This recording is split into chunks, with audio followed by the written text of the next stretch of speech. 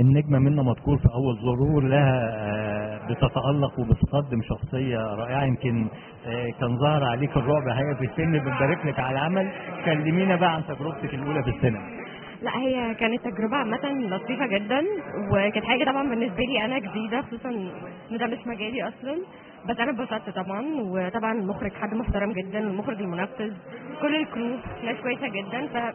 يعني ادوني سبورت، وكانوا يعني هم السبب تقريبا إن أنا أعرف أقف قدام الكاميرا أصلا.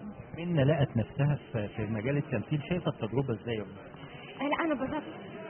لا أنا اتبسطت وحبيت الموضوع.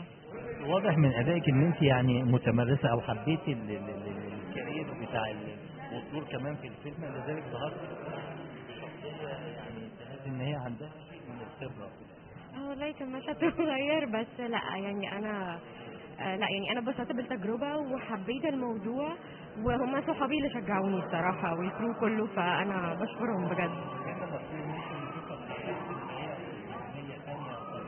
ان شاء الله، ان شاء الله اكيد ربنا يقدم اللي فيه الخير. اكيد طبعا، لا اكيد طبعا استاذ حسن حد كويس جدا وحد محترم، فاكيد ان شاء الله. دي تحضير للعمل، خاصة انت بتقولي مش مجالك ودخلت الفيلم بالصدفة، خد منك قد ايه تحضير عشان تخش في الشخصية وتحس ان انت لا خلاص انت يعني هتصدقني لو قلت يوم؟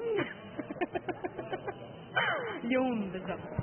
فهي كانت حاجة، لا هي جت فعلا صدفة خالص، يعني ما حدش فينا كان مخطط للموضوع، هي جت كده، كان في حتى وقت ان احنا نفضل.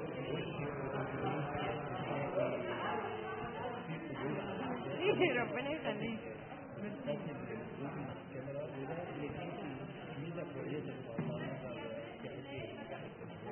ميرسي ربنا يخليك، دي شهادة اعتز بيها، ميرسي جدا ليك.